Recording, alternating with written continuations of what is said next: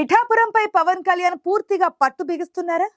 చంద్రబాబుకు కుప్పం, జగన్ కి పులివెందుల ఎలాగో పిఠాపురాన్ని పర్మనెంట్ కేర్ ఆఫ్ గా మార్చుకునే ప్రయత్నం చేస్తున్నారా?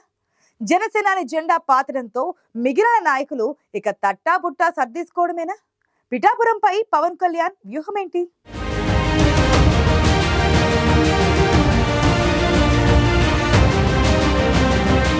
2019 ఎన్నికల అనుభవంతో 2024 ఎన్నికల్లో అన్ని జాగ్రత్తలు తీసుకున్నారు జనసేనాని.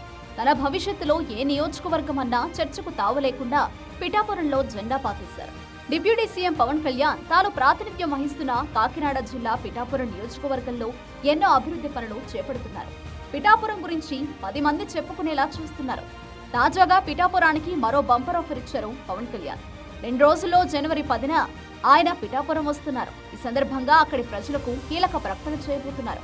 2014 మార్చి 14న పవన్ కళ్యాణ్ జనసేన పార్టీని ఏర్పాటు చేశారు.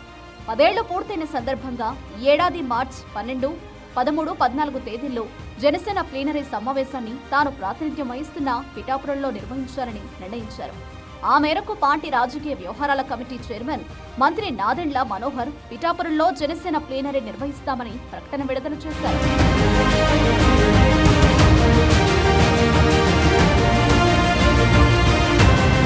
పిఠాపురానికి ఇప్పటికీ డెవలప్మెంట్ అథారిటీని తీసుకొచ్చారు పవన్ కళ్యాణ్. పిఠాపురం పట్టణంలో 30 పడకల ఆసుపత్రిని 100 పడకల ఆసుపత్రిగా మార్చేందుకు నిధులు మంజూరు చేయించారు. అదేవిధంగా మెగాస్టార్ చిరంజీవి తనయుడు రామ్ చరణ్ సతీమణికి చెందిన అపోలో ఆసుపత్రిని నియోజకవర్గ పరిధిలో ఏర్పాటు చేయనున్నట్లు గతంలోనే ప్రకటించారు. తరచూ సముద్రపు కోతకు గురవుతున్న ఉప్పాడని ఆ సమస్య నుంచి బయటపడేసేందుకు కేంద్ర ప్రభుత్వంతో మాట్లాడి జియో ట్యూబ్ వాల్ నిర్మాణానికి చర్యలు తీసుకున్నారు. నియోజకవర్గంలో ఉన్న అన్ని ప్రభుత్వ హైస్కూళ్లలో కంప్యూటర్ ల్యాబ్లు ఏర్పాటు చేశారు. తాగునీటి కోసం ఆర్ఓ ప్లాంట్లు ఏర్పాటు చేయించారు. ఇవన్నీ ఒక ఎమ్మెల్యేగా ఆ నియోజకవర్గానికి ప్రత్యేక శ్రద్ధతో పవన్ కళ్యాణ్ చేసినవే.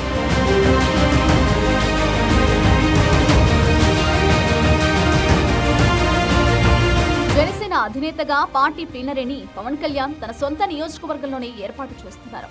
కనీవిని ఎరుగని రీతిలో పిఠాపురం చరిత్రలో నిలిచిపోయేలా ప్లీనరీ ఏర్పాట్లు చేయాలని ఇప్పటికే నాదెండ్ల మనోహర్ జనసేన ముఖ్య నాయకులకు సూచించారు. మార్చి 12న ప్రతినిధుల సభ జరుగుతుంది.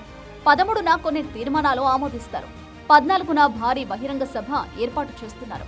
వాస్తవానికి పిఠాపురానికి ఎక్కువగా రావడం లేదన్న అసంతృప్తి క్యాడర్లో నియోజకవర్గ ప్రజల్లో ఉంది. అది పోగొట్టి తాను పిఠాపురంలోనే ఉంటానని చెప్పేందుకు 3 రోజుల పాటు నియోజకవర్గంలోని ప్లీనరీ నిర్వహిస్తున్నారు. ఉమ్మడి తూర్పు గోదావరి జిల్లాలో పవన్ కళ్యాణ్తో పాటు 5గురు జనసేన ఎమ్మెల్యేలున్నారు. పార్టీ నుంచి ఒక ఎంపీ ఉన్నారు. వీరితో పాటు పార్టీలో కీలకంగా వ్యవహరించే పిఠాపురం నియోజకవర్గ నాయకులతో ప్లీనరీ నిర్వహణ కమిటీలు వేస్తున్నారు. ఇతర జిల్లాల ఎమ్మెల్యేలకు కూడా బాధ్యతలు అప్పగించబోతున్నారు.